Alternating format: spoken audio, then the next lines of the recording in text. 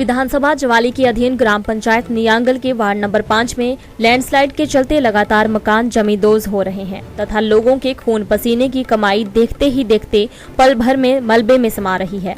सोमवार सुबह ही बिना बारिश ही अचानक जमीन धंस जाने से प्रमोद सिंह, रघुनाथ सिंह, मनमोहन सिंह, विक्रम, प्रीतम, कुशल के मकान जमींदोज हो गए, जिनमें से 2 मकान मालिकों को सामान निकालने का भी समय नहीं मिला। इससे पहले इसी वार्ड के सुभाष, खेमराज, दारो व छोटा के मकान जमींदोज हो गए थे तथा सारा सामान अंदर ही दब गया था। प्रशासन ने मौका देखकर एसडीआरएफ की टीम को बुलाया तथा रात भर साथ लगते मकानों को खाली करवाने में लगे रहे। अभी भी 13 मकान भूस्खलन की जद में हैं, जिनको खाली करवा दिया गया है। प्रशासन द्वारा इन लोगों को ठहरने के लिए राजकीय प्राथमिक पाठशाला भोंका में राहत शिविर बनाया गया है, जहां पर 3 परिवार ठहरे हुए हैं। This news is brought to you by Satyam College of Nursing, Basnoor.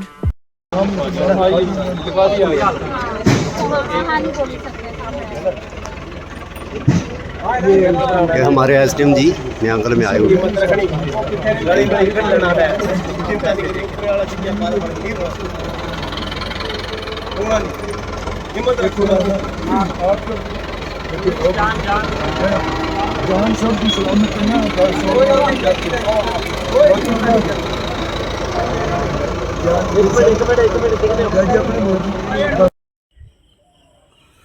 दोस्तों नमस्कार जी।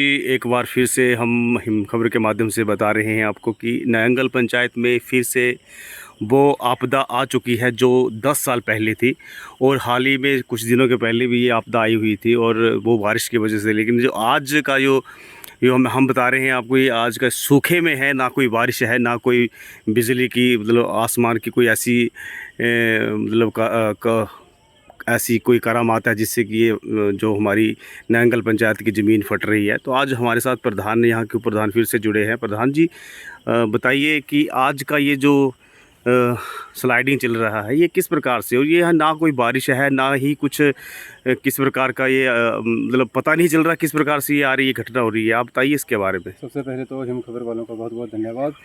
सर एक्चुअली हुआ ऐसे कि पहले हमारे डिप्टी सीएम जो थे वो नियांगल के दौरे पे थे और हम वहाँ पे थे गांव बाड़ा में। वहाँ पे डिप्टी सीएम आए थे क्योंकि वहाँ पर भी 10 के दिन पहले जो थी लैंडस्लाइड हुई थी और पीड़ित परिवारों से मिलने के लिए डिप्टी सीएम आए थे।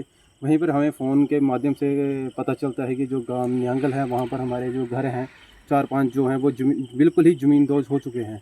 तो हम भी वहाँ पर मौके पर पहुँचे और देखा कि ज़मीन जो है बिल्कुल फट रही है और घरों में जो है दरारें आ रही हैं, जिसके कारण घर जो हैं वो बिल्कुल बैठ गए हैं और घरों का सामान तक भी नहीं निकाला गया और लोगों ने जो है कि घर से भागकर अपनी जानें बचाई हैं और उनका घर तो चले गए, साथ में सामान भी सारा दब गया है और जो पशु थे उनको भी छोड़ दिया है और उन्होंने अपना जान जो है भागकर बचाई हुई है। सर अच्छा प्रधान जी ये बताइए कि कितने बजे की, मतलब कितने करीब कोई समय का कितना था जो लोगों को पता चला कि यहाँ पे जो स्लाइडिंग हो रहा है? सर लोगों को अचानक ही लगा कि जो मकान जो बिल्कुल फटने लगे और दरारें आने लगी, जिससे कि मकान जो है गिरने की कगार पर हो गए। ना तो बारिश है और ना ही कुछ, जो ज़मीन जो है वो सूखे में फट रही है।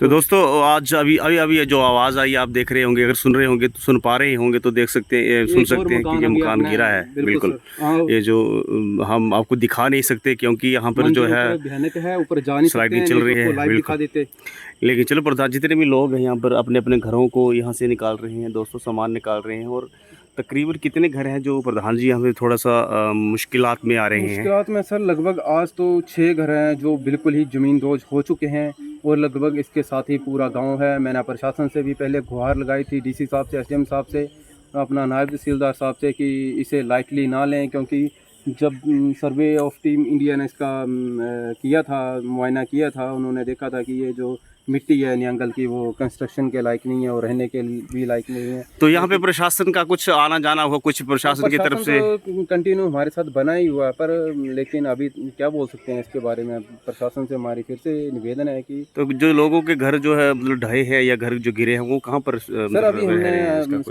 स्कूल में शिफ्ट कर दिए हैं लगभग। वो उनका जो साथ में घर है उनका सामान निकाल लिया और स्कूल को भेजा जा रहा है, स्कूल में रखेंगे इनको और उसके बाद देखते हैं प्रशासन इसके पर क्या कार्रवाई करता है।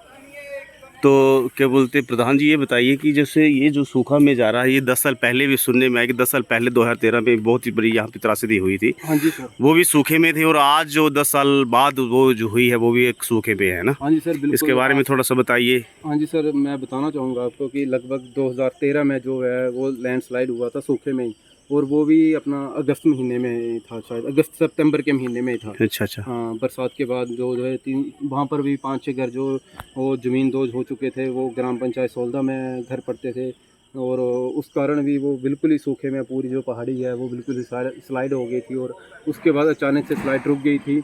लेकिन आज फिर से वही मंजर देखने को मिल रहा है, और घर जो है बिल्कुल ही ज़मीन दोज हो रहे हैं सर। तो प्रधान जी, आप सरकार से क्या उम्मीद कर सकते हैं? साहब से, डिप्टी सीएम साहब से मेरी निवेदन है कि आप एक बार न्यांगल पंचायत का फिर से रुख करें और पीड़ित परिवारों को हर संभव सहायता करें, और जो उनके साथ जो घर लगते हैं उनकी भी सहायता करें। सर बहुत बहुत धन्यवाद। ये हमारे साथ जुड़े थे हमारे न्यांगल पंचायत के प्रधान संदीप सिंह ठाकुर समकड़िया जी, और आपने यहाँ पे देखा। और आइए देखें, हम आपको बताते हैं कि जो घरों का जो सामान है किस प्रकार से निकाला जा रहा है, हमारी सहायता की जा रही है।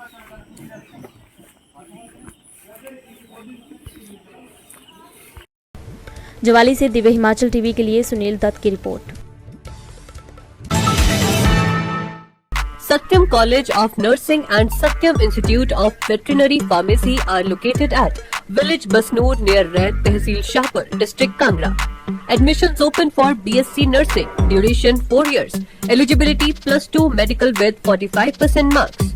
BSc Post Basic BSc duration 2 years after GNM. GNM duration 3 years. Eligibility +2 with any stream. Veterinary Pharmacist duration 2 years. Eligibility +2 with 55% marks in medical stream. Limited seats left. First come, first get. For any query, please contact us on 98162 87750 or 94597 17205.